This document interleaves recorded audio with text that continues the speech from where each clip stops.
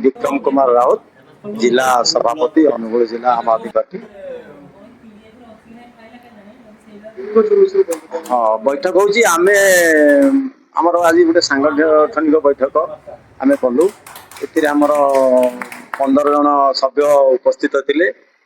आमे आगामी निर्वाचन पई प्रस्तुति निमंते आमे टिके संगठनटा को मजबूत करिचु। नुआ कर्मी मध्य आमर किछि आज जोग दैछन्ती। आमे सब जति आमर विधानसभा अच्छी से विधानसभा गुड़िकर जिला विधानसभा सभापति उपसभापति अन्य सांगठनिक पद पद सब आज आज पूरण करूँ। आम प्राय 13 जन को आम देचु वर्तमान पद पदवी। आसंता नेक्स्ट मीटिंग रे आम पुणी बाकी पद पदवी पूरण करूँ। ब्लॉक स्तरीय जी कर्मकर्ता से भी बाछू।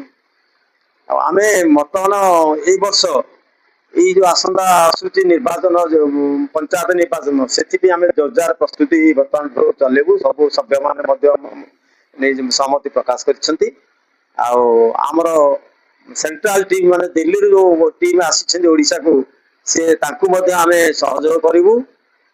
से माने हमकु मध्य किसी गाइड करिवे। हमर सब निर्वाचन मंडली को जति विधानसभा जो माने अछते भवानी शंकर साहू अनुगुल जिला उपसभापति। आज ये बैठक होइथिला हम अनुगुल जिलार समस्त 5टा असेंबली को नहीं बैठक होइथिला। ये बैठक रे आगामी पंचायत इलेक्शन पई हमर रणनीति प्रस्तुत करिथिलु आमे।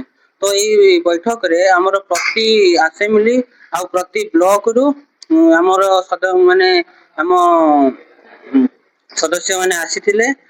एठे हमर बैठक हैला जेमिति हम आगामी पंचायत इलेक्शन रे जेमिति हम दल को मजबूत करिया पई सेति पई आज ये बैठक अनुष्ठित हेइथिला।